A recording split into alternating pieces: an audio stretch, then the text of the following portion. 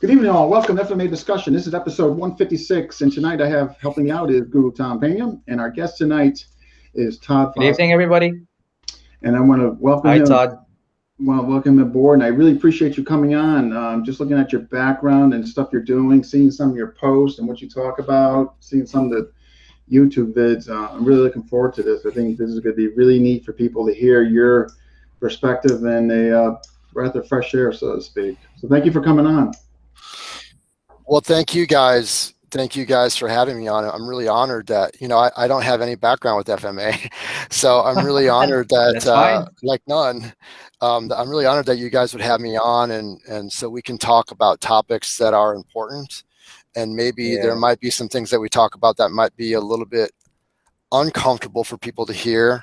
I usually go to the uncomfortable zone, but it's important nonetheless. It's not about being right or disparaging anybody or anything else. It's about getting at the intellectual truth, the intellectual honesty, the empirical truth, the closest that we can, right? Yeah. Actually, sometimes it's good to have a perspective outside from FMA. So it will basically help us to see what are the things that we're missing out. So that would be great. Well, I really appreciate 100%. Anybody out there who's willing to challenge their own thesis. That's what it's all to me. That's what we try to do at IDS. We have our own thesis, we have our own philosophy and our own style, but we're always looking for a way to challenge our own philosophy, as opposed to confirming our own bias. Right. Yep. Wow, I like that. I like that. Oh, that's well said. Right. Because we all, we all have what we want to protect or hold on to through subjective or emotional attachments, but the more objective lens we can create, then we can kind of get rid of those attachments, so to speak, Especially, I think, when we're talking about self-defense, the stakes are too high for us to suffer from any type of, delusion, right? Yeah. That's going to be really important, or any kind of illusory superiority that we might have through a Dunning-Kruger effect, right? So the stakes are too high. It's life or death, or going to prison for 30 years or not. It's nothing to play around with. We have to get to the bottom of it. Wow. So we're going to jump into, let's just, before we jump into the main topic, so just for the folks, I know you don't have an FMA background. This is going to make, believe it or not, make it more refreshing, because we're pulling an outside source in from an outside lens looking in, who's tackling some pretty, horrific situations regarding knife and gun and all that. But what is your background primarily? Yeah, so I have a unique background. I think I'll probably forget a bunch of stuff. I hate talking about myself. Whenever I come on podcasts or radio shows, it's my least favorite question, and it's for me to talk about myself. I like to talk about ideas and concepts, but my background is really in neuropsychology and behavioral science, psychophysiology, not to use a bunch of big words. I lectured at medical schools for 15 years on the topic of psychoneural immunology, which is how the mind and the body communicate with one another at the molecular level. So I know a lot about how the body responds and what the sensory changes are and perceptual changes are under stress. So I come from that background. Along with that, I was a human performance coach for many years. So I have a scientific background and a lot of experience in the science of skill acquisition. Okay. So I look at things a lot through that lens, right? And then I have a pretty deep background in firearms and tactical training going back into the late 90s. So about 22 years now. I was a bouncer for many years as I was making my way through my formal education. And so I obviously learned a lot there, and I was getting a lot of formal training in combatives as far back as the late 90s as well. So I've been at this a long time. I do have a background in Krav Maga. Also have a black belt in Krav Maga. However, I don't really give that any credence. I don't give that any weight at all. To me, it's just a color. And I broke away from traditional Krav Maga for several reasons in favor of more of a modern MMA approach. That's been adapted to personal protection and self-defense. And then I specialize in what we call integrated combatives, where we really specialize in integrating the firearm and force multipliers with the hands-free skills.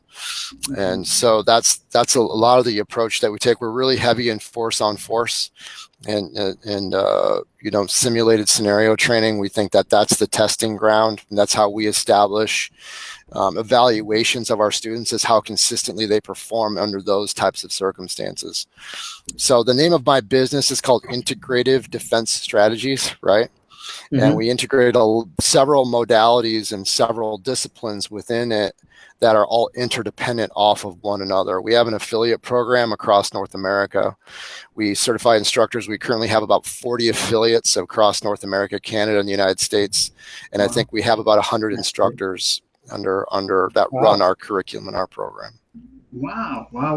So, but you have, in addition to what you mentioned, you have, because with Greg Nelson, you got extensive grappling background too, correct? Well, you know, Greg, I consider Greg to be Greg is my mentor. Greg is my coach, and that's something sacred to me. You know, I'll be working with him after class, after this. I'll be going to work with Greg tonight. And Greg and I have spent a lot of time together, and he's been a huge influence on me. He's my big brother in this industry, a big influence on me in wrestling and grappling. And, you know, he helped develop the modern combatives program for U.S. Special Forces. So he's really open and creative to having new ideas brought into the mix. So a lot of my influences come from him, and he talks with me about FMA. But I've never actually done it with him. You never actually crossed that line. I've never actually done it with him. Yeah. He is a very respectable coach and teacher when it comes to FMA and combat wrestling and grappling. Yeah, I do follow him, and I do watch his videos. He's a special guy. He's a special guy. It's an honor and a privilege. I'm so blessed to be able to work with them on a regular basis. I mean, man, think about that. Like world renowned, and you go to I'm very spoiled. He fought as well. Yeah, as well. Yeah, that's true. Absolutely. You know, it's funny because we frequently will have world champions. Well, we have world champions that train at the academy, Minnesota Martial Arts Academy, but world champions will come through there with open mat, want to touch hands with them, and Greg will he'll still get the best of them even at 56 years old, you know. So he's still got it. 2-time cancer survivor too. He's my age. Holy crap. He's 56. You know, 56, yeah. Wow. Yeah. So let's go jump into it. Your program, Civilian Integrated Defense. You know, what can you tell us about for maybe the viewers who don't know and who'll be watching this?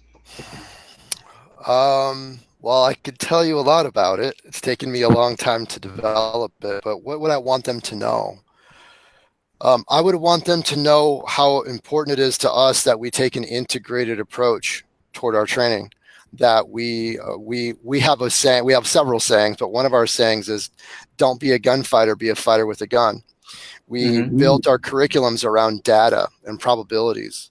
And so we have a hierarchy. We have several hierarchies, but our hierarchy is built on probability, need, and complexity based on how violence actually happens. I'm also a certified force science analyst through the Force Science Institute. So I take a very scientific approach toward what we do, and that's how we prioritize it. I would want people to know and understand how important it is to have an integrated approach, that we're not dependent upon the firearm. It's a very low probability of us needing a firearm, right? 80% of assaults are simple assaults, okay? And the other 19% of assaults are aggravated assaults with an edged weapon or an impact weapon. So the majority of, the firearm is meant to be used at distance. It's a distance weapon. The majority of cases where there's a small percentage of cases where we're actually justified to use a firearm. There's an actually smaller percentage where the firearm is the best option. Just because we're experts with firearms and we have a lot of practice with them doesn't mean that's what we're going to default to. We have to have a holistic approach, and that includes understanding use of force, legalities, psychology.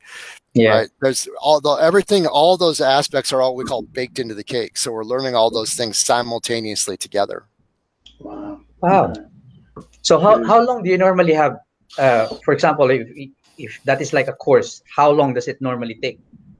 Well, you should know that there's two different sides, there are three different models to what we do with our business, and soon to be a fourth. We have ongoing classes. So in order for us to reach a level of competency, with a lethal weapon, for sure, we need to know that our students are training all the time. So we have a training center where students come all throughout the week to train and practice. All right. And then we also we do training events. We have our instructor certification courses, and soon we'll be having online training as well, virtual training. So how long does it take? It's a path that never ends. But I can give you a metric for the building of competence. In order for a person to reach a level of unconscious competence where myelination is occurring, neural nets are creating long-term relationships. For one single skill, it requires a minimum of 20 minutes a day of practice for 12 consecutive weeks for one skill. For one skill. So people need to understand what the stages of competence are. And most people have no idea what that is or what that means. They think that because they've done it, that means that they're competent in it. Yeah. Right? Yeah. So we don't believe in that at all. Quite the opposite. Wow. I would have never guessed that. That right there was fascinating. 20 minutes a day. 12 consecutive weeks for one skill. Per skill. One skill. Per skill. Per skill. Wow. Yeah. That's gonna be great. Because it takes a while for basically for a skill to be internalized in your system. That's right. Where it becomes a reflex. It becomes a reflex. Yeah. The stages are unconsciously incompetent. Yep. So the first stage is people don't know what they don't know. And they suffer from an illusory superiority through the Dunning-Kruger effect, where they think that they can do far more than they can. Yeah. Right. And they have it's called a metacognitive inability to recognize their own ineptitude. So that they can't see that they can't do it. They believe that they can. And then the next stage is conscious competence. Where they can work, consciously incompetent. So they finally realize what they can't do.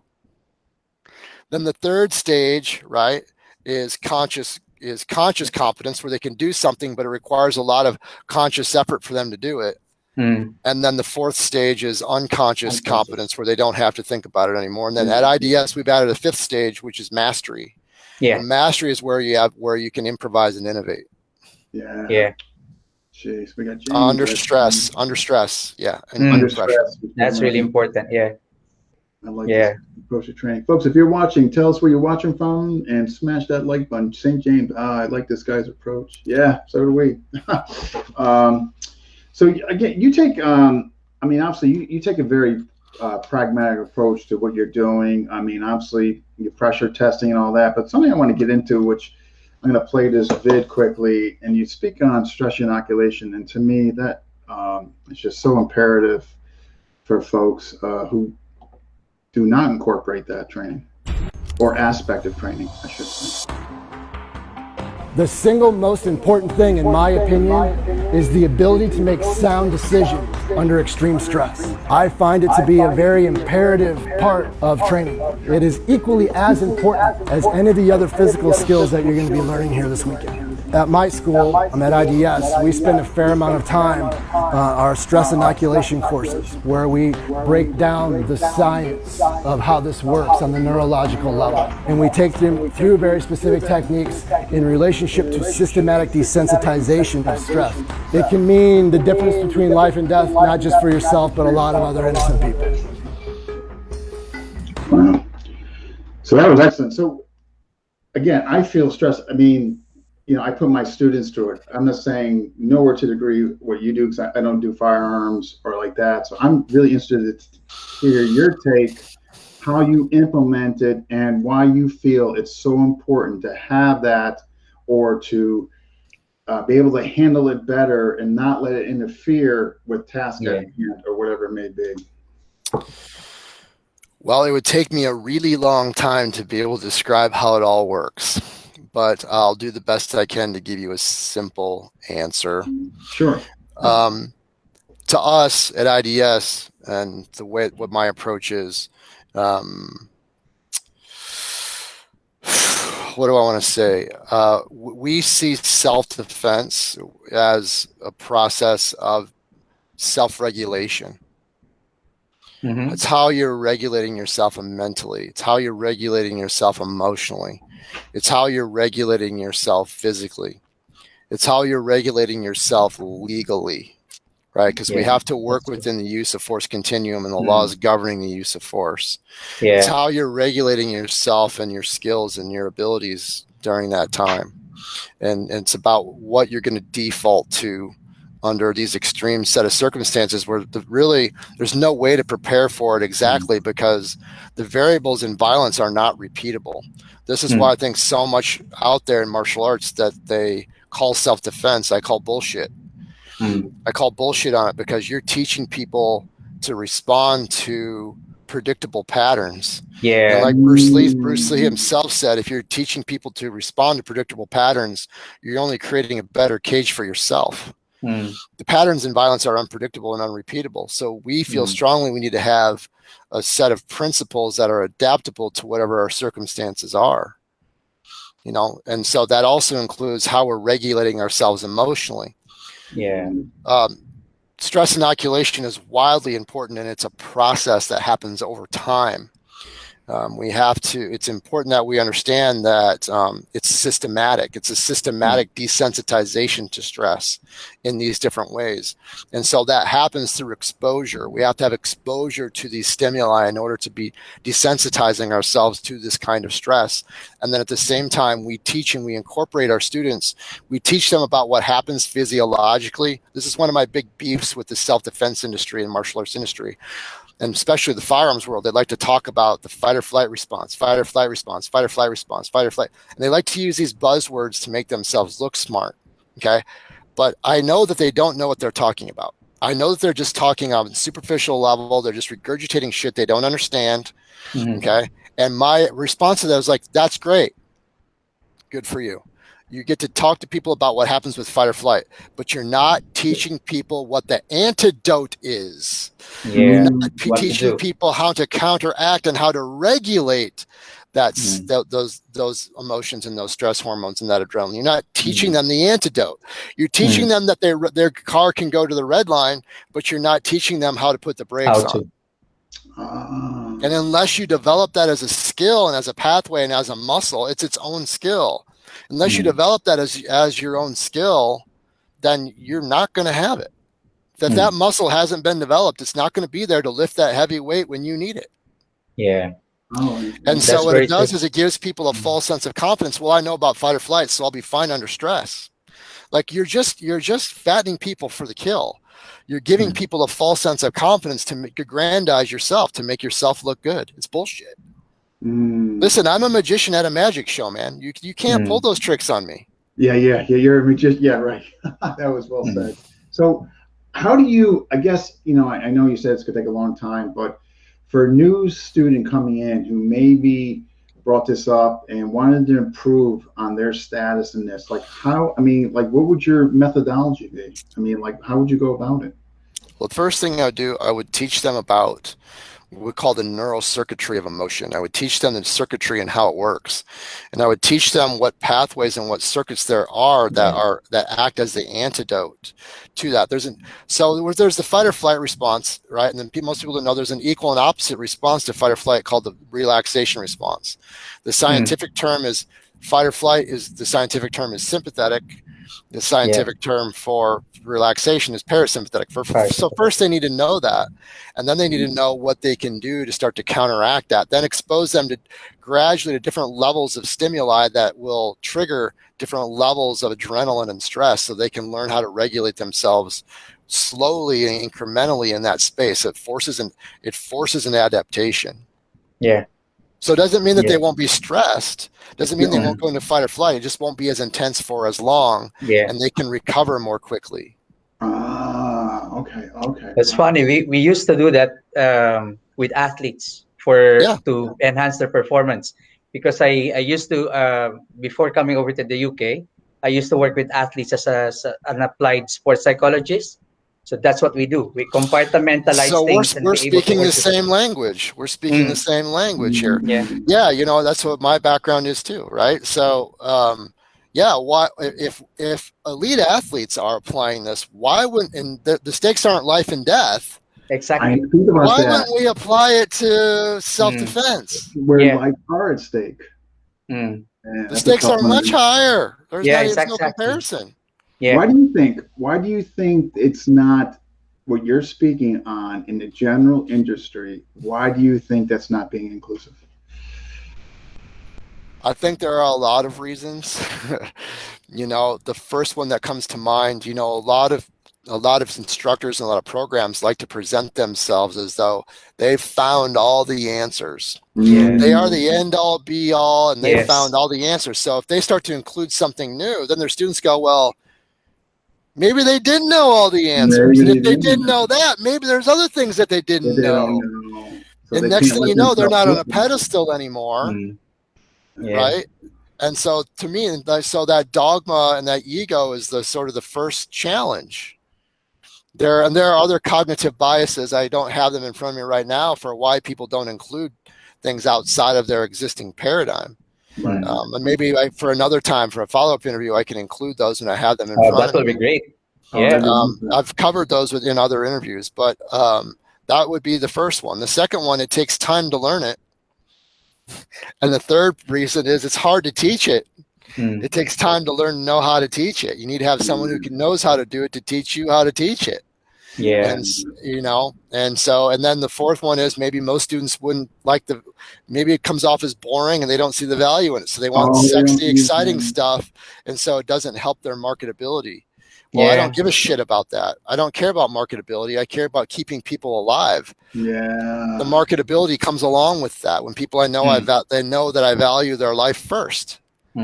Correct. Yeah, that's fascinating. Wow. Yes. This is great stuff. Wow, just great stuff, man. So you said when it's hard to teach, so would it be fair to say for somebody to really address stress inoculation, they should definitely do some extended research, maybe not to the point of view, but at least dive into it to make them. Yeah, you don't have to be an expert at it to teach it. You just have to understand the basic principles. The body does the rest. The body learns the rest on its own. So you don't have to have a PhD. You don't have to have a degree in it. You just have to have a basic understanding for how to employ it. The other side of the equation is I see instructors out there talking about stress inoculation and trying to do things, calling it stress inoculation, but in fact, they're doing the opposite. They're creating a hypersensitivity to these stimuli. They're creating hair triggers instead of the other way around. I could name some names that do a lot in the knife world, actually, where if I had a conversation with them, I would tell them point blank to their face, I don't care what your status is. You're damaging people. You're not qualified to do this. And people are suggestible to you. They think they put you on a pedestal. Stop that. Stop it. Stop what you're doing. You're going to harm people. Yeah. Oh, wow. So it can actually have an adverse effect depending on how Absolutely.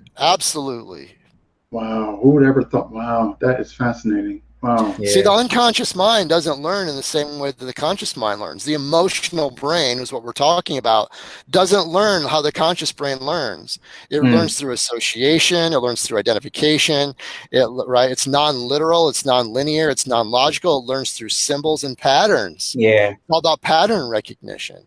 So we have to make sure that we're systematically employing this in the correct way, or what is already sort of a sloppy and inaccurate system will become sloppier and more inaccurate. Right. Now we're having overreactions to things that we shouldn't be reacting to at all. This is why I tell try to tell these instructors, stop it. Yeah. You're doing harm to people, not only when they're under a life-threatening situation, but you might be doing harm to people in their regular everyday life. Yeah. So when you mentioned that overreactive, like hypervigilance, like for instance, I walk into a store, maybe I frequent several times a month, but I got this person who's incorrectly, as you mentioned, teaching me stress inoculation. Therefore, that might create a hyperactivity as far as a piece. Yeah. Okay. Yeah, they become hypervigilant, and they can become hypervigilant, and they're not responding with the appropriate level of arousal. And their reflexes that they're developing in association to that stimuli is going to be sloppy and inaccurate. Sorry, guys, I just swallowed wrong. No, sorry about that. Let me take another swig of water. My apologies. No worries. Yeah, so that's why this is so important. Yeah. And again, you don't have to be an expert at this, but if you just learn to follow certain protocols, you can do it and you can teach it accurately. But the people I see out there calling what they're doing stress inoculation is far from it. Wow, that's interesting. Where, I mean, at the end, we'll get some sources of those who want. Tom, feel free to disagree with me here. It's okay. No, actually, I was about to say the same thing, because like you've got some people who said they teach like stress inoculation, but the problem is they only try to jolt the person, the student, and they don't actually give the antidote, and they don't give them the tools to be able to how to respond to it properly. So it only teaches them hypervigilance. It makes them become more paranoid, worse. Yeah. So I mean, if you're going to teach, if you're going to subject your students to stress inoculation, you have to be able to address and to give them the tools how to go about it. Otherwise, without it, it's really nothing. It's really nothing. What I see people out there doing is using it as a marketing ploy. When is that? Jeez, that would never happen, right? Wow. It really bothers me.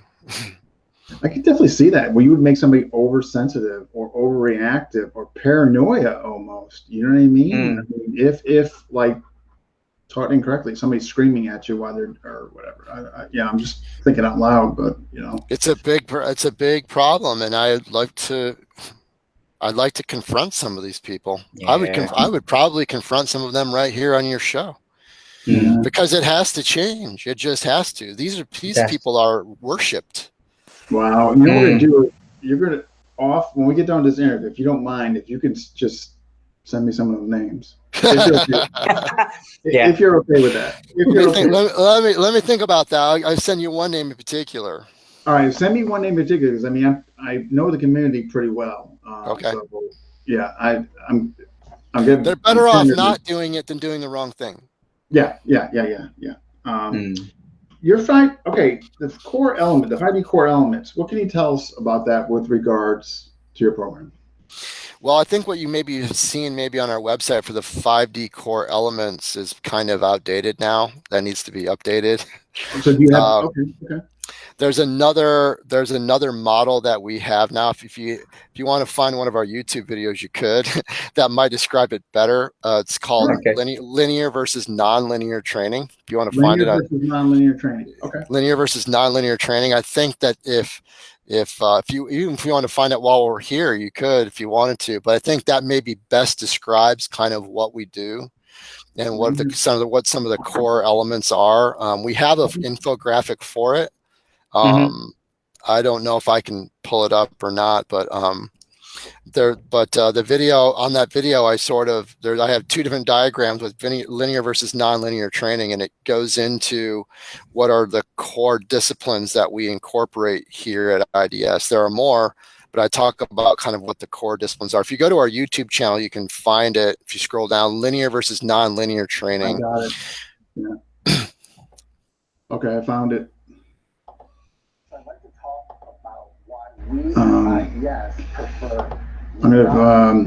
I did find it. I'm going to put it on the bottom here. It's like about a 4-minute. Maybe is that too long? That's okay if it's too long. No, not necessarily. I think if it doesn't interrupt your structure of your program too much, I think that your viewers would get a lot out of that. Then, you know what, then? Let's do it. Yeah. If you think it's going to benefit them, let's do it. For your humble consideration. Yeah, let's do it. Yeah. To talk about why we at IDS prefer nonlinear training Todd, you can see this okay? Linear training. IDS stands for Integrative Defense Strategies. So let's just take a look real quick. So I'm just going to draw this line on the board, and this line represents linear training, okay? So with linear training, I'm putting everything into one clear, specific vein. I'm putting all of my eggs into one basket. And as I grow and improve, eventually I'm going to max out. There's only so far that I can go when I practice linear training. An example of linear training would be shooting, right? As I grow and as I progress with my linear training, eventually I can only go so fast. Eventually I can only be so accurate until I'm putting all of my hits into one hole, right? And everything's happening at the speed of light. That's all the faster that I can go, right? Powerlifting would be another example, right? Powerlifting. Eventually, I can only lift so much weight. Eventually, my mechanics with power lifts can only be so good. That would be a linear approach. So let's just say, for example, that as you were training and practice shooting, for example, and that linear approach to shooting, that you reach the 90th percentile. Let's call this 100th percentile, 0 percentile, 90th percentile. Let's just say you reach the point where you hit the 90th percentile. In order for you to go from the 90th percentile to the 91st percentile would require an astronomical amount of training time and practice, all right? And we all know just how precious our training and practice time is. So now you're training and training and training and training to go from 90th to 91st percentile. When in reality, when we take a look at the statistics, when we know that the average distance of a citizen defensive shooting happens at 9 feet, how good do you really need to be? That doesn't mean that we don't recommend that you practice. We do at IDS. We practice shooting every single day. But we understand that there are limits, and we're intellectually honest with ourselves that there are going to be deficiencies if all we do is practice our shooting. Because in the totality of the circumstance, when it comes to violent crime, we know that when it's best to use a firearm and when we're justified to use a firearm is really just a very thin slice of the totality of the circumstance.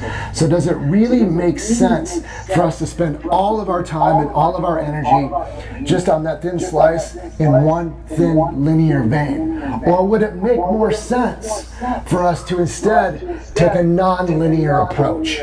This is what we consider a non-linear approach, a holistic approach, where we have multiple disciplines that are all being interdependent with one another, and all of these ingredients for a non-linear approach are all getting baked into the cake together. Some examples, right? We have the firearms, or what is called a force multiplier for now.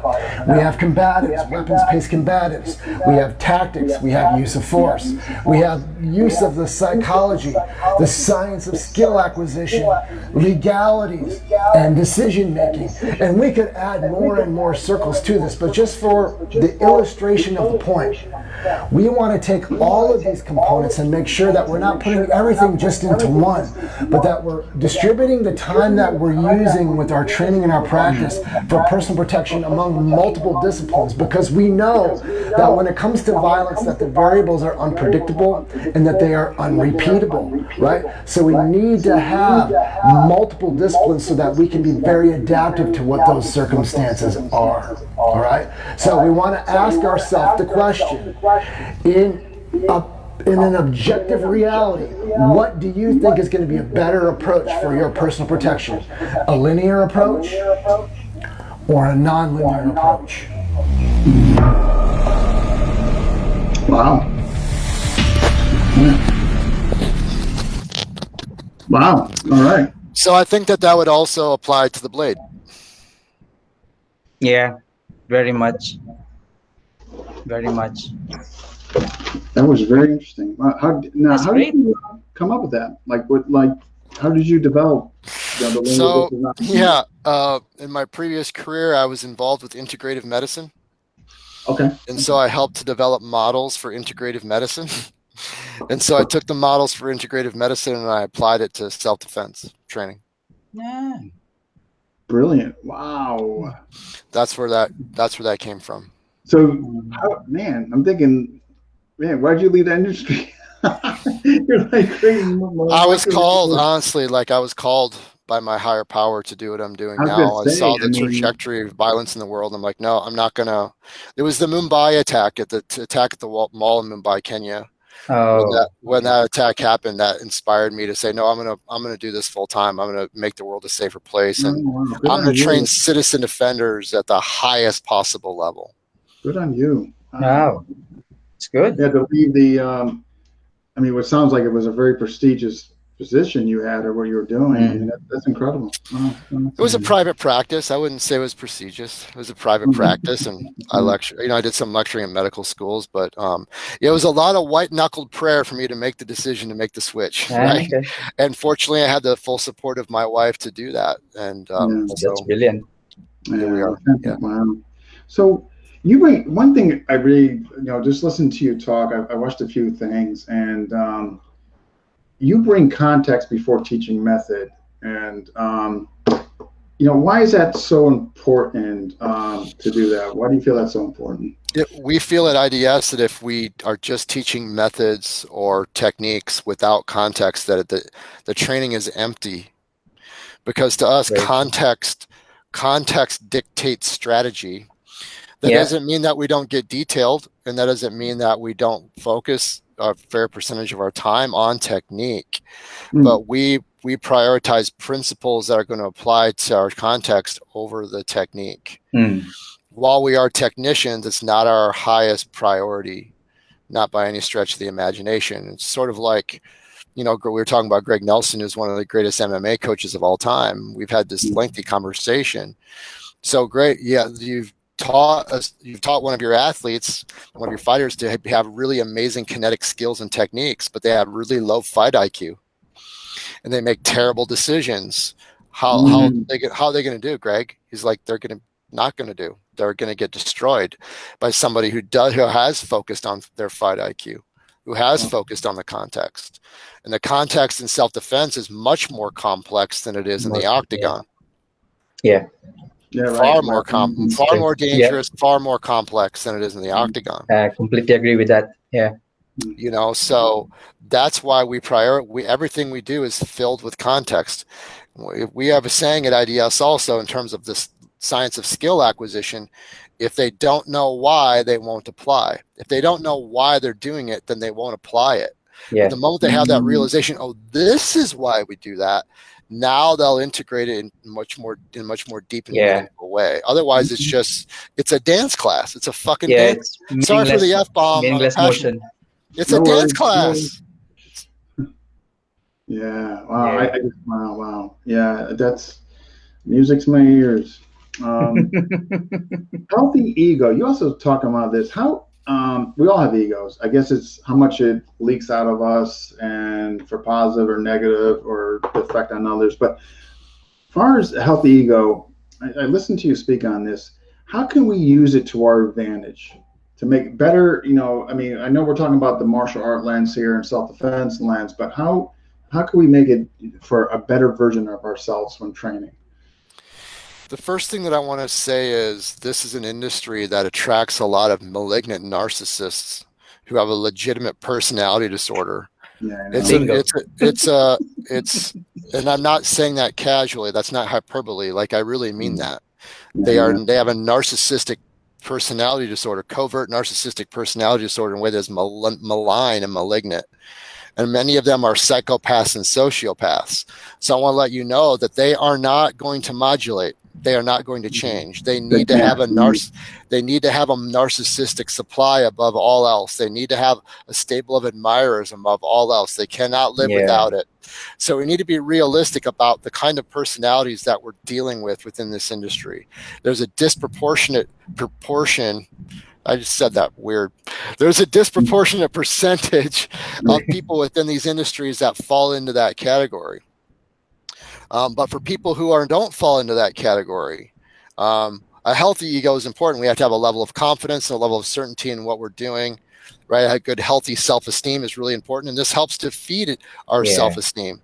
But on the other hand, we need to approach it in a way which I love grappling so much, because you're constantly being humbled. And so if we're putting ourselves in circumstances where we're willing to fail, then we realize it's us versus us first. It's us versus ourselves first. Right, I'm against myself, right. And so that only further enhances our humility, which only further enhances our confidence, which is a real confidence, not a false sense of confidence, not a superiority complex to mask an inferiority complex. And so through we call this positive resistance, personal development through positive resistance. And so this is how we're willing to seek what we think is the truth instead of just what feeds our bias, because we're willing to fail to find out what's going to be effective and what's going to be ineffective for all different types of people. And then we start to realize, okay, what works for one person may not work for another person. Exactly. What works in one set of circumstances may not work in another set of circumstances, which is why we shun standardization. There's another saying we have at IDS. We shun standardization as we do poison. All right, sorry, my phone is ringing. Oh, no worries. No worries. Right there, because violence is not standardizable. Yeah. So, go ahead. Go ahead. Would you say through failure, as long as the method is good and has been proven, that through failure through gradual success with a good ego is very healthy? Absolutely. Okay. I like to redefine it. It's just semantics, but I like to redefine it and say there is no failure. There's only feedback. You're not failing. You're just receiving the feedback that you need to learn. So I was talking about myelination and unconscious competence earlier and how that metric works, right? Well, failure is a biological requirement in order for that to occur. So if we're not experiencing a significant percentage of failure, then we're not forcing an adaptation. That's true. It's like bodybuilders work their way to muscle failure so that they have adaptation, so their muscles grow. This works in exactly the same way. The overload. Yes, exactly. Otherwise, if your body's complacent with what you're doing, there's no need to improve, or there's no need to. The greatest combat athletes that I know fail the most. And I'm around world-class athletes all the time. I'll be in class tonight with people with UFC contracts and multiple-time IBJJF world champions. They fail the most, and they put themselves in circumstances where they surround themselves with people that will force an adaptation. They don't want to go into an environment where all they do is dominate. Succeed all the time. Right. They're not going to grow and improve that way. Not as people, not as human beings, and not as practitioners. Wow, love it, man. Cheers. So when you first started out, correct me on this, but did you? I'm assuming, or maybe you did. Did you incorporate knife and firearms like right from the get-go, or was that something you added that training? I've always seen them as indivisible. You should know that I don't teach any offensive knife work. Okay, no, I know you. And I think the blade is not a part of our curriculum. Yeah. But there are some people in the FMA world that have asked me, hey, will you come to seminars so we can start incorporating the blade into your methodology? And I'm open to that. But to me, they've always been indivisible. In my mind, I don't understand separating one from the other.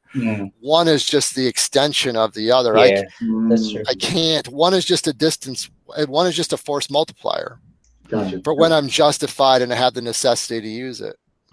Right. No. That's it. So when you did this, because I'm not sure, where you started or the interaction among the two, and all that. What were your initial findings? I guess and I guess, lack of a better example, drawing against somebody charging at you in a reverse grip, ready to put this in your subclavian and just try to draw. I can't. I don't know if I can answer I'll do the best I can to answer the question. No, that's fine. The first thing that I thought about with that was reactionary gaps. Reactionary gaps. Yes, not just the physical space, but up here, right? Perception. Well, yeah. How long does it take for a person to go through the OODA loop, that decision-making process? What's the average distance? So we've got reaction times and we have response times. A reaction time is when you know something's coming and you react to it. The response time is when you have to observe, orient, and decide what you're going to do in relationship to a stimuli. So how long do those take on average? How long does it take an average person to traverse a specific distance? How long does it take the person to react in response to that? How often does action beat reaction? So if that's the case, what are the intermediate skills that we need to be able to bridge that gap effectively? Gotcha. And then what are the statistics around the violence? What's the highest probability that we're going to be faced with in reality? So now that we have that information, how can we turn it into applied psychology, right? Here's applied psychology, right, Tom? Applied psychology, yes. Yeah, so now how can we turn that into an application? Now we take information and turn it into application. And then it was just a matter, IDS is a lab of just grinding it out. Spreadsheets and figuring it out and collating and building curriculums and testing and pressure testing and vetting until we sort of figure out what are the highest probabilities of success versus specific types of attacks. Wow, you're the only, I'm sure there are others, and forgive me if those are watching that I left your name out, but you're the only one that looked at gaps as opposed to just the physical distance between somebody and another. Like nobody ever besides you and my teacher, the whole gap up here, reaction, how long does it take you to react to what's coming to you? From that reaction, how long does it take you to decide what you're going to do? From the decision you're going to do, how long does it take you to recover your position? So in our world, I'm sure it might be similar in the FMA world. Drawing is a big deal. Who's the fastest gun in the West? As if we're like it's a duel at high noon, right? Yeah. And I'm like, violence doesn't happen that way. First of all, that's a myth that you want to continue to perpetuate. But we always say, if you want to be fast, fast is just the icing on the cake. It's not the cake. If you want to be fast and make fast and accurate decisions. Yep. And not only that, you can go faster than what your decision-making process is. And now you've got bullets downrange, or you've got a blade downrange when you're not justified to, or when it's not the best tactical approach for you to take. So we need to understand that we're working at whatever speed we need to. And in my world, in the firearms world, and I'm sure it's similar, and I have some questions about the use of a blade in self-defense that I'd like to pose. Sure. But, I have some questions about that. In our world, the majority of defensive shootings, the defender practices a delayed and obscured draw. They're delaying their draw on purpose, and they're waiting for the right time. When you go is more important than how fast you go. Yeah. When you go. Yeah. What wins fights? What wins fights? Distance management, timing, transitions, and dominant angles. That's what wins fights. So that's what we start by teaching our students, those principles. Man, this is right. Knowing when to go is more important than how fast you go. But we also have to understand what's the timeline. We call it a timeline defense. Okay. So we understand approximately how much time we have at what distances, from different types of threats that we're faced with. But in your, and I'm trying to recall where I saw you talking about this, because I watched several videos, but you were talking about somebody came in your classroom and they were doing a ground with weapon, that you would bring them through stages with really particular context and all that, and as far as like what to do, how to go about, depending on obviously the weapon being drawn and positioning and all that. Am I accurate when I hope I'm accurate when I'm describing. You might be. I just don't remember. I don't recall. It was but basically how you would take a student and you would ask them like what they want, where they want out of this, and you would. Yeah. So whenever I have a new student in our regular classes, or whenever I have a seminar where I have a manageable number of people, say 20 people or less.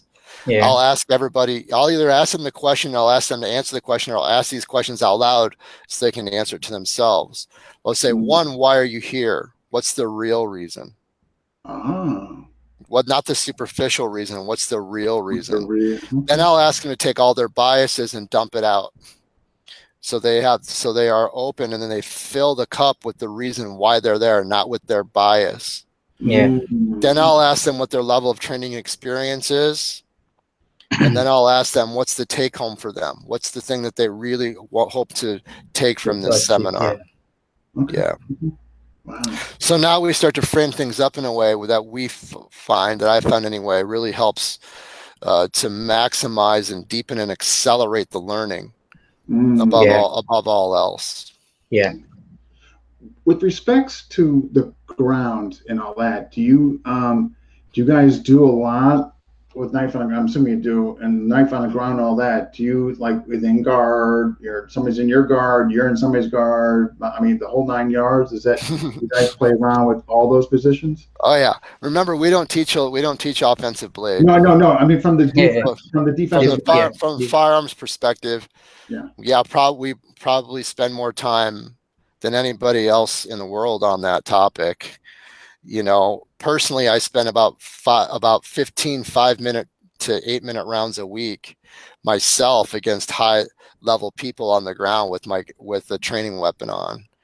You know, and then we spend hours and hours and hours on top of that with exploration and curriculum development and research and development. We really, I know that some people might think that I sound arrogant when I say this, but I just want to say it the way I see it. I don't think anybody else spends as much time in extreme close quarters or has reached the levels of understanding that we have, whether it be in the clinch and the grappling or wrestling vertically or grappling on the ground when there's force multipliers in play. Doesn't mean that we can't learn from other people. We most certainly can. But I really feel like the sophistication of our curriculum has reached a level that, especially through Greg's guidance, Greg and I spend so much time, Greg Nelson and I spend so much time together on that I really don't. I feel very confident that we're an extremely high level there. I think it's really important that you spend a lot of time trying to go through different scenarios as well, because I mean, just like in sports, you've got, like, when you scrimmage, you basically have to you have your play, but sometimes everything doesn't really happen according to your play, and it basically gives you some time to be able to adjust to it quickly, decide depending on what's happening. So it's really good that you spend a lot of time in doing that. And weapon retention, weapon access is a high priority for us. I know a lot of people think that, well, I might make some people mad here what I'm about to say, but and then I'd like to ask some questions to you guys regarding, like, sincere questions regarding a blade in self-defense. But sure, it's really in vogue and popular for people to carry a firearm to carry one or two defensive blades on them at the same time, on their support side, right, or in their back pocket. So the theory is, if they're in awkward positions, then they can access their blade to retain their weapon. But what we've found that becomes a retention nightmare. If people understood the reality for how difficult it was to retain one force multiplier, well, now you're trying to retain 2 or 3 when you're in a compromised position is virtually impossible. And the probability of you being able to retain that and have that force multiplier not be used on you is extremely low. It probably will be used on you. So we through time and lots of time and experience, where we started that way, and then we would always, in our roles, in our scrimmaging, Tom, right, we would throw our blades off all the time. We're always getting rid of our blades because it was a liability. And then we're like, well, why are we doing this? Why are we doing this? It's too hard. It's a bigger liability than an asset. Why wouldn't we just want to retain one thing and use our hands and use our skills to retain and access that and get back to our feet? Why are we doing this? And then when I hear people talking about 2 and 3 blades on them at one time, I'm like, my God, okay, I don't know how much time you're spending down there, but it better be a lot, and you better be damn good to be able to do that. There is an element of the FMA community, and sometimes they're called edge weapon geeks or whatever, that they have to have, what do you mean? I got my backup and my backup to my backup, and then I got my boot knife, and then I got my, and there is, unfortunately, an element, and not everybody. I put out a video about this a couple of years ago where I said, here's just what we found. This is for your consideration, right? Because if there's people out there who see what we're saying, they might want to take it seriously. And I was like, the knife world came at me like they wanted me dead. I got phone calls in the middle of the night from high-level people confronting me. You know, I'm not just saying that. I'm like, hey, look, putting it out there for everyone's consideration based on what our findings are, because we're more interested in saving life than we are anything else. You know, and so that leads me to some of the questions that I have for the FMA world, if I may ask. Sure. Or for the knife world, if I may ask. Yeah, sure. And these are sincere questions that I've been struggling with for a while. Let them rip. What are the circumstances in which you're going to use a knife in self-defense? For me personally, I don't carry. People are like, what do you mean? You're an FMA guy. What do you mean you don't carry? I don't carry unless I only carry when I have my kids with me and I'm going to where there's going to be a lot of people, all that. But that's my approach. You know what I mean? But by myself, I don't carry. Okay. Okay. Well, especially here in the UK, because it's it's a violation of the law to carry anyway. I don't. Okay, but I mean, for example, when I'm out with my family, I do have like a torch or something that I can use as a force multiplier. Not exactly a knife, but in the Philippines, there were a few times that I did carry, and that is basically because I knew I'm going to go to a place that is that violence could just basically erupt. But I mean, when I do, I wasn't relaxed all the way through, because all I wanted to happen is to be able to get home. I mean, without any violence. Because yes, I do train. I train like drawing it from certain situations, from certain in eventualities. But there is, to be able to do that, you don't really have any certainty, because we also tried it in our practice. You can't get any certainty. It's that you'll be able to replicate something that you did. So, and I mean, the only time that I'll be considering to draw a knife for self-defense is, again, if I do have like my loved ones with me. Okay. And yeah, but so here's some of the questions that I have. And I'm just asking everyone to please just bear with me here, because I know. Okay. So I have a lot of expertise when it comes to the patterns of violence, and I know what the data and I know what the statistics are. I'm a certified force science analyst, which means I'm an expert witness in the court of law. Okay. Yeah. I know how this works, and I'm a data geek. Okay. I'm trying to figure out what circumstances is that going to be, one, justified, and two, ideal. Is it going to be if someone pulls a knife on me? I have to use the same level of force that's coming against me without going beyond that level of force. So what? I'm going to get into a knife fight, and I think that's going to be a positive outcome, no matter how good I am with that blade.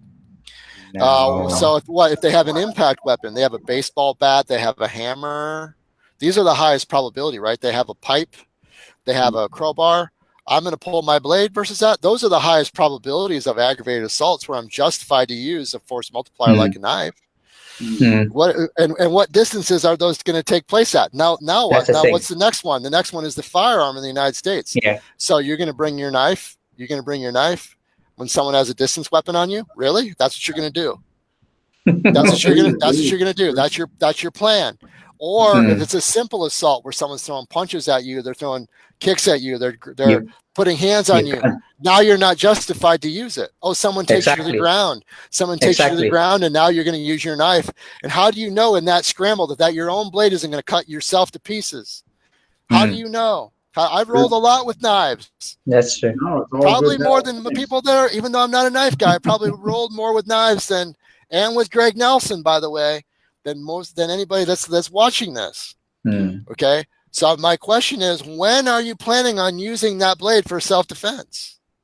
It's a great question. I think. When are you justified to use it, and when is it tactically advantageous for you to use it? Justify would be, I feel a threat to my family.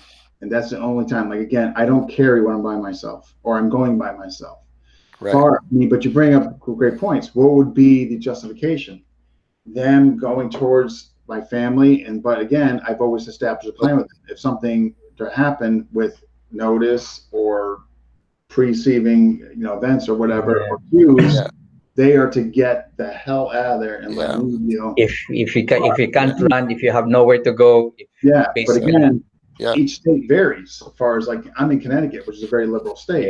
So if I pull this out and I went to town, even though 3 guys were coming at me and I felt the threat, but maybe they do, and one did come at me and I carved them up. I'm probably the one that should be going to jail. So just to something to get back to that.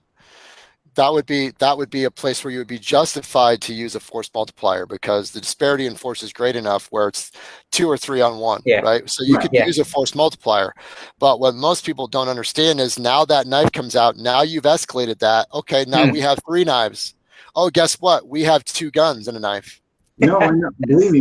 So now you've escalated. That's why I always want to say to knife people, I'm like, you do understand what you've just done. But they don't. They don't understand what they've just done. They think it's a magical wand. But firearms people are the same way. The same way. The thing with our community, Todd, there is a great aspect in our FMA community that is on, I hate to say misfits, but I can't think of another term, that embrace this illusion of, like, edge weapons and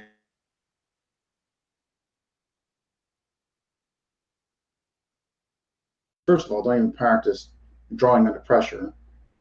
2, don't even spar. 3, don't even do really anything. A lot of them are just collectors, but because they fall under umbrella FMA, because maybe they went to a class or 2, or they did a system. So there is a good chunk of that element in our community and all that thinks just by mere fact that they have that is going to be. I would like to ask these questions honestly in an open forum, or maybe on here, to some of the top names, to some of the top experts in this community who market themselves on social media and videos saying this is a realistic program. I'm a tactical guy. I have a military and law enforcement background, and I want to go, where, when?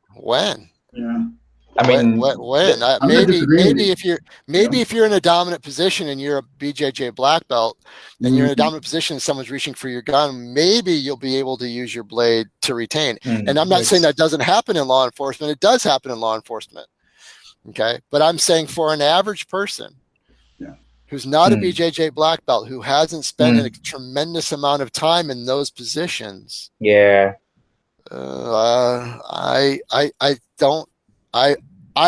someone can explain to me in a way that makes sense to me in a rational way, I have no dog in the fight. I'm wide open to the truth. No. I think the majority of the community can't. They can't for various reasons. One, some of the ones which I mentioned. 2, you got to understand, Todd, a huge chunk of FMA community doesn't grapple.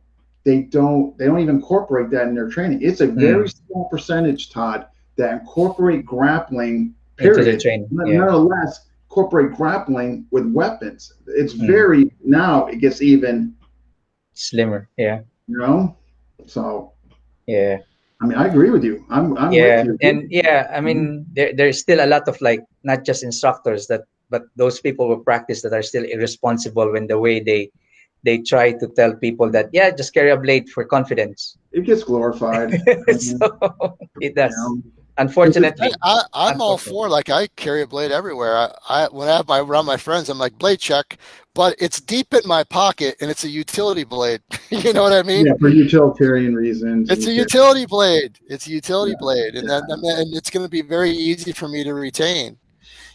So this is why we. I think knives are super cool and sexy.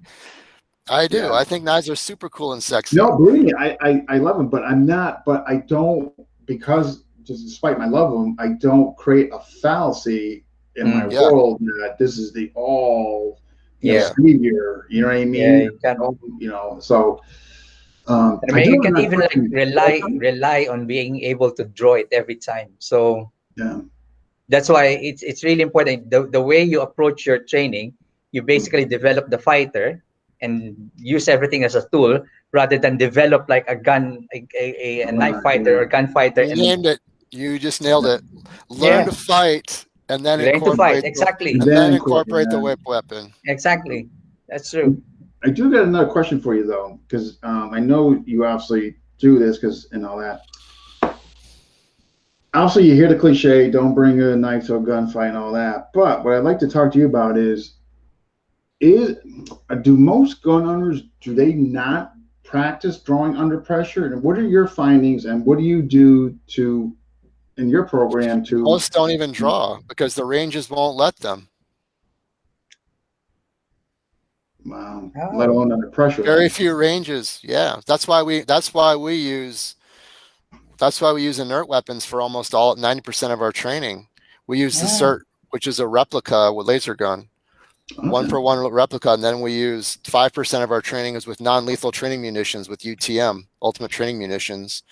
It works just like a real gun, but we use it for force on force. And then the other 5% of our training is live fire to validate what we're doing. And most of us have access to ranges that will allow us to do that and to work and move tactically and do things with our firearm. But most ranges are, we have an analogy that we like to use that says, marksmanship is the equivalent to figure skating, right? And being with a fighter with a gun is the equivalent to hockey.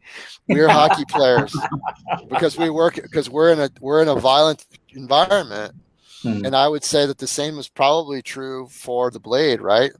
There's all these precision artists out there, and that's figure skating. Templates. Right? Yeah, that's figure skating, where being a fighter with a knife is the equivalent to hockey. And I always tell my students, I say, hey, try and do a triple toe loop in the middle of a hockey game and tell me how well that's going to work out for you. Or do a 16 count template in the middle. Yeah, so most firearms people never draw.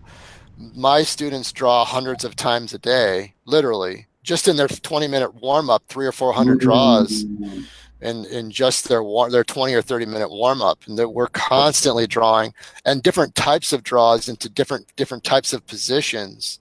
Okay.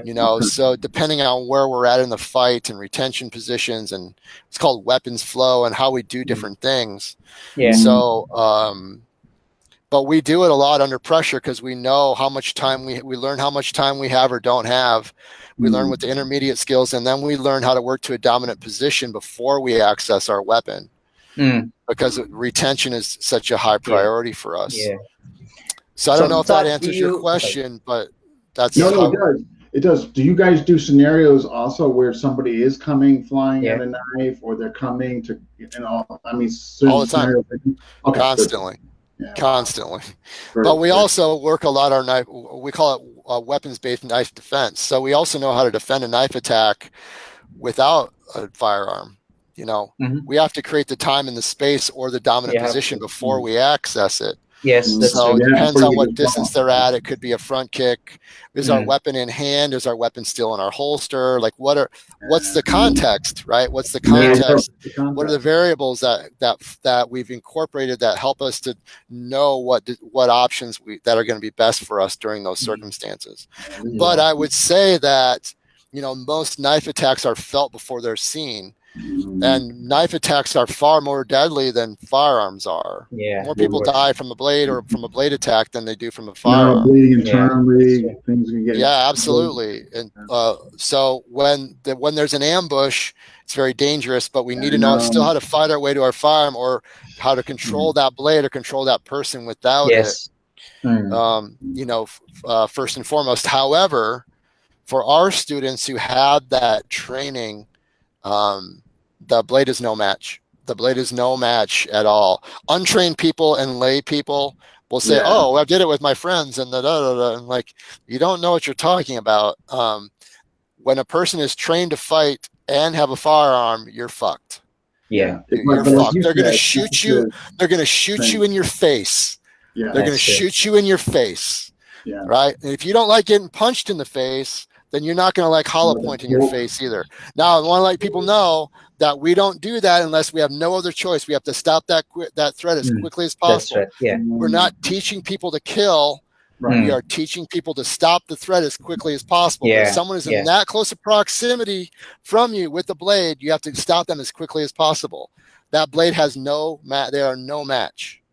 That's awesome that you prepare them like that. What's your opinion? Obviously, you covered all this, but I guess the FMA world would be the world to look at, generally speaking. But now there's other tactical associations or self-defense systems. But what is your lens on the ethical obligation if you're teaching night defense that you haven't thoroughly tested stuff out before you are translating and giving this information to the average person coming to your classroom?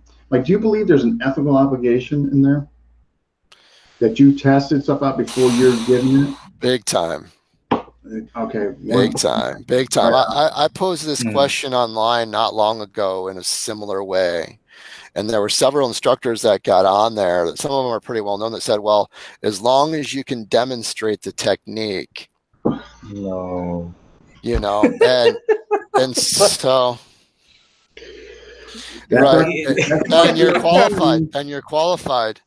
Again, our measure to protect them, the monetary. Of course, no. And to protect their reputation, right? So our measuring stick is how well does a student perform consistently, not only in pressure tested, situational drills, but how well they're performing consistently during scenarios, force on force scenarios. Yeah. And once they reach a high level of competence and proficiency over and over and over again for a number of years, now they can start to teach a little bit. Okay. That's our measuring stick, because they understand the nuances. Yeah. And it's all about the nuances. It's all about feel and flow and nuance. It isn't just about what this surface level of understanding is to the defense. That's true. Man, no, this is one. So I totally agree with you. I think, like, I'm not convicted with stick. You want to believe you can get your check in hand there with stick coming 100 miles an hour. Well, knock your socks off. However, man, when you're teaching this or anything like that, man, and you haven't, I totally agree. I just think that's unethical that you would give something knowing they could get not only killed, but or mishandle the situation. Yeah, or go to jail. Or like give them, hey, I'm giving you this is what came out at the highest level percentage. Again, this is what came out. This is what I'm going to give you because this is what we found thus far that works the best. Whatever. And to me, man, you obviously are handling this one. I know. Yeah, nailed it. Ethics is really important. It's hard, and people fail a lot, and they don't like that. They don't want to work hard at it. They don't want to fail at it. No, because then they have to look at the mirror, either continue to lie themselves, and then continue to lie their students. Some of these instructors I've invited to come train with us, and I bet you they didn't come. Our students are soccer moms and accountants and welders and store managers, regular people. And I'm like, come in and touch hands with our students. You're a high level instructor. You're a famous person. You should have no problem against our 43-year-old content creator. That you should be able to run circles around them. Oh, but they find out, they've been training with you for how long? How many hours a week? Maybe I don't want to do that. So you better put your money where your mouth is. No, especially if you're proclaiming that your stuff works under the moment. Don't tell me, show me. We'll show you. Man, when I train, I go Facebook Live. When I'm on the range, I go Facebook Live. When I'm rolling with my gun on against world champions, I go Facebook Live. I'm not afraid to fail in front of the world. I want to inspire people through failure. Almost want to put out a challenge. Like every week where I name a famous instructor and I go, show us live. I totally agree with you, man. Like not against a cooperating partner, but someone who's trying to take your head off. Yeah, show us. Show us live. That's true. Again, man, you're teaching it empty hand against knife defense, man. You better have tested. And I hope more people get called out. I really do. It's a touchy. When you made mention of the post that you put this in, Todd, were they like bigger forums or were they FMA forums? No, it was just on my personal Facebook page. Your personal. Okay. Just my personal Facebook page, yeah. The people you invited, were they FMA guys or just general martial artists? Most of them though were firearms people. Firearms. Okay. Most of them were firearms instructors. I know, but I'm just thinking if you I if will say very- this: the FMA world is way ahead of firearms instructors, because at least they're working up close and they're touching hands and they're working feel and flow. Firearms instructors aren't doing that at all. They're working at a distance and they're shooting holes in targets, and they think that they're ready, and they're teaching students. They think that they're ready because they have a really nice tight grouping on the target. as opposed to drawing under pressure or how to when. The variables are endless, man. Yeah, that's it. The FMA world is far ahead of the firearms training world. I would agree with you definitely to a point. The only thing with the FMA world comes with knife, sometimes there's just too much drills. And the more it gets put in there, the farther it gets complex away drills from even. reality. Because they're putting too much in there. Why? Yeah. To make their system appealing, to make it attractive for those to come test. Look at what we do here. We do this tapping, and then we do a cross tap. And when none of that crap comes out, when somebody's coming up to you behind and just, you know what I mean? It's just. Or somebody just punches you in the face. Exactly. You come up against a person who wrestled in junior high. Who's got really nasty. They wrestled for 1 year in junior high. Yeah. Seriously. But see, now you have people who are grapplers. They start grappling when they're 3 and 4 years old. Now we have 20-year-olds that have already been grappling for 15, 16 years when they're 20. Scary freaking thought. Wow. And people have no idea that grappling is a superpower. No, I'm telling you. It is a superpower. 100%, man. You get until you've come up against, you don't know. There's lots of people watching this right now who think they'd be okay. Until they get that 15-year-old who weighs 100 pounds less than them, who has them choked out in less than 15 seconds. They don't know. I totally agree with you. Like, you get a Division I wrestler out there who freaking picks up and dumps you on your head. You don't even need to be a Division I wrestler. You don't even need to be. No. Someone with a year of grappling is going to absolutely destroy another person. Agreed. I'm thinking boom. But wow, this is so, because I know we got, all right. So folks that are watching, Todd has agreed that he is going to let us interview him in an actual classroom setting, so you guys can actually see him, what he does and teaches. And man, I think that's just going to be an absolute treat. So I firmly believe your approach, the way you're handling, the gun, the knife, the fence, what you bring into from the science approach and all that, I firmly believe that you would have such a positive effect on the improvement FMA community. I know it for functionality. I absolutely know it. The problem is letting them go of the subjective attachments, emotional attachments, because there's certificates on the wall, the years of tenure in the system, the accolades that come with it. How do you, and this is something I'm tackling within the community FMA discussion. Like I said, part of the back door was to kind of bring in functionality. What, from an outsider lens, what would your suggestions be to help me to make the community more aware, like, hey guys, we're starting to lose sight of what this art really was about in the beginning. It's kind of going over here,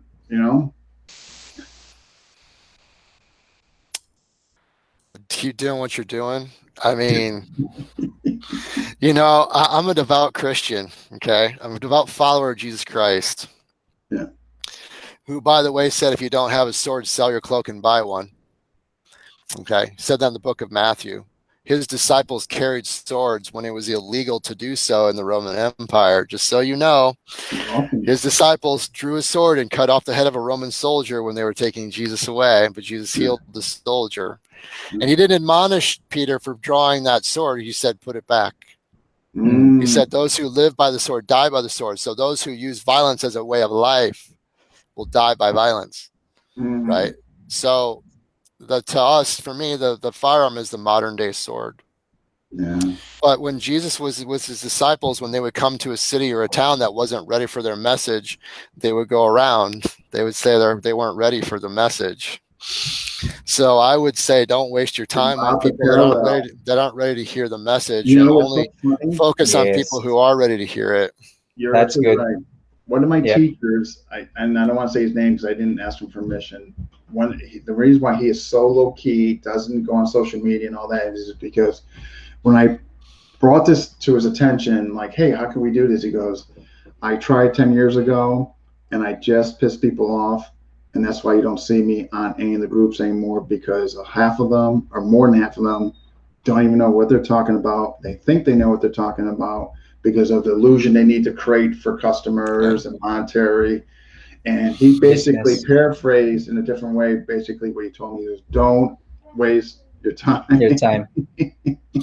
If you ever wanted me to, you know, Paulo's a good friend. Paulo Rubio's a good friend. Yeah. He does a really good job at this. He kind of understands how to communicate these messages in certain ways. Yeah. If you ever wanted me to come to an FMA conference or seminar, because I'm not in FMA, I can maybe say things that other people can't say, knowing that I don't have a dog in the fight. I have nothing to gain from just saying it the way it is, and perhaps the right people would be open to what I had to say and some of the questions that I had to ask. I would be open to doing that, because my purpose is to help make the world a safer place, not to be popular or liked. Yeah. So if it ever came up, I would be happy to lend whatever I could to help. No, that would be wonderful. Just Tom had this question. For Minnesota carry, what are the laws? I mean, you open carry, no? Or what do you guys? No, our laws are we have to go through a 7-hour course. And we have to go through a 7-hour training course, and then we have to qualify at a shooting range at the end of that course. It's one of the more strict standards in the United States for getting a concealed carry permit. And it's why it's one of the states that's most reciprocated. The permit in Minnesota is most reciprocated in a lot, like 35 or 36 other states, which is a lot. It's because the training is more extensive than most. It's not nearly enough. It's not nearly enough in reality, but it's more than what most places. I've taught hundreds and hundreds of CCW classes over the years. I just don't have the time for those anymore. You don't do them. Okay. Yeah. Okay. Todd, when you carry in Minnesota, do you what is the condition of your weapon? So is it lock and loaded, or do you? Yeah, you carry around. We feel strongly it's legal to carry around in the chamber. It's safer for you and everybody else if there's a round in the chamber, because of how fast things happen. You have to be able to get at that weapon quickly and use it. In Minnesota, in order to carry the weapon at all, whether it be open or concealed, you have to have a permit to carry. Okay. In some states, you don't have to have a permit to carry open or concealed, but in Minnesota, you have to have a permit to carry both. Okay. Wow. And so we're coming up an hour and a half. But I really want you to know, I really would really like you, if we can get you on again, me and Tom. I'm sure Tom would love to join us again. And actually, your classroom setting, I think people would absolutely love to see what you do, and they would get a realistic approach, which would back up what you're saying here and all that. And that's something I would love to do with you. And say July. I mean, whatever would work for you. Yeah, just follow up with me. There's something that I want to say. I'm wide open to that. I'm happy to share what we do. Yeah. It takes time to see it. It takes time to see it. Over time, that becomes clear. But I think that I can find microcosms that illustrate the greater point. Yeah, no, I think that's pretty quickly. So, just if you want to follow up and remind me, and then we can I definitely will. Roll cameras during class or something. So, what I always like to leave out, like, what are your future goals for you, the school? I mean, whatever. What are your goals? Do you want the real answer, or do you want the do you want the politically correct answer, or do you want the real answer? No, you know why? Because you're not. I want the real answer. Yeah. Yeah. Let's hear it. It's to change the paradigm, the self-defense paradigm. Awesome. It's not to improve it; it's to replace it. Replace it. Oh, I like that. Okay. I like that. It's not to improve it; to replace it. I don't know if you guys are familiar with Martin Luther and the Reformation movement. He was a Catholic priest that broke off from the Catholic Church, and he was a very popular theologian, right? And he wrote his 95 thesis, and he nailed it on the door of the Catholic Church for all the changes that he wanted to see. And those, the main changes were what he called the end of indulgences. And then he took the Bible and he translated the Bible out of Latin into other languages so that everybody could read it and understand it. And that's kind of what my goal is. I've nailed my 95 thesis on the door of the Church of Self-Defense and Firearms Training. You want to replace it. And I'm replacing that with I'm replacing that old paradigm with a new paradigm and translating the Bible out of Latin into a language, a self-defense language that everybody can read and understand. So my motto is "Let the Reformation begin." Now, don't forget that a war started. a war started when he did that, and there was a bounty on his head when he did that. But there were some things that were more important, and that's kind of what our mission is. Wow. Okay. That's, man. Well, I hope you. I tell you, I mean, I hope you achieve it, and whatever we could do in our community, believe me, because that's kind of what we're trying to do. Yeah. Don't try to do it. Do it. We're the minority. The problem is, in our community, guys like me and Tom, we're the minority. You know what I mean? Yeah. We're the 10%. So just so you guys know, you can ask Paulo this. The firearms community is worse. No, and that's so strange. Like, I would have never. Worse, way worse. Yeah, like I told you, like, I'm not firearms, man. I'm very unfamiliar with it. So, but I would have never guessed. That's worse. Ask Paulo; he'll tell you. Firearms community is way worse. You would never guess it, but it's true. Yeah. Well, I have to thank him. I have to send him a message because he's the one that gave me the referral to you, and I want to just extend him a thank you. Thank you. Yeah, same with me. Thank you, Paulo. No, I appreciate that because this has been absolutely wonderful. I'm going to tell you right now, like, I've had a ton of FMA people on here, and this has been one of the most enjoyable ones because it's such a realistic lens that you provide and all that. It's more people need to hear from you, be exposed to you. Thanks, guys. Not just in the gun world, but but especially in self-defense. Period. Thanks, guys. Same with you. I really appreciate what you're doing. I know that it's hard. You're on a tough. I feel you. I feel you. I know that you're on a tough path. So many people hate the pursuit of truth, right? But I think that. So I have the utmost respect for you guys for pursuing that difficult path. Much respect. And Todd, I do love the way you basically incorporated both the scientific use of performance enhancement, both from the mind and from the body side. Thank you, Tom. That really means a lot coming from you with your background. I'm very humbled by that. Thank you. Yeah. Also, please, and also I encourage you, and I think it'd be great for the FMA discussion. Please, when you can, post there. People can hear and see what you're talking about. I mean, please take the opportunity there to share what you're doing there and all that. I think, yes, on your group, the FMA discussion. Yeah.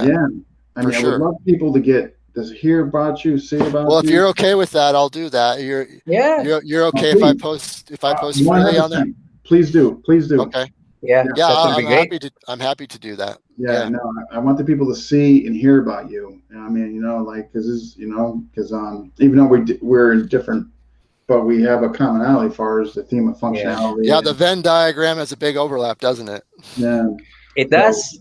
And if you don't mind, again, no worries if you don't, but it would stay with me. I'm just really curious to some of the big names and all that. So I'll give you one in particular, but I tell you what, I'm going to have to bounce off here and get to class. Yeah, If you wouldn't mind, just follow up with me to remind me to give you the name.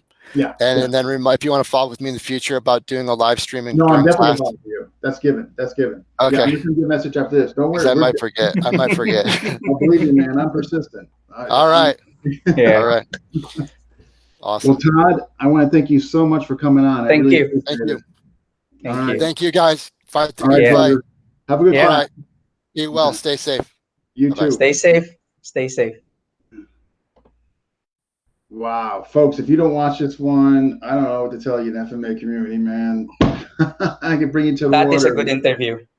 That is a good interview. So I'll be posting this, download it, posting it for my discussion, and I don't know if you don't take the time to watch this one. I don't know what to tell you. Yeah, sometimes you have to look at from an outside lens. Yeah, so we definitely will be getting him back on. Oh, definitely. And who do we got coming up? Oh my gosh, Friday. Kelly Warden, Friday. Oh, yeah, and I gotta make a note to call Mr. James Keating and try to get that one going. There's one if you want to jump in, James Keating. that will be a good interview as well, James Keating. Yeah. So I have to just follow up with him and all that. But you folks who watched, commented, thank you. And again, this will be posted. And if you haven't, sign up. Please join FMA discussion where you can see this interview and other great ones like it. And Tom, any closing thoughts from you?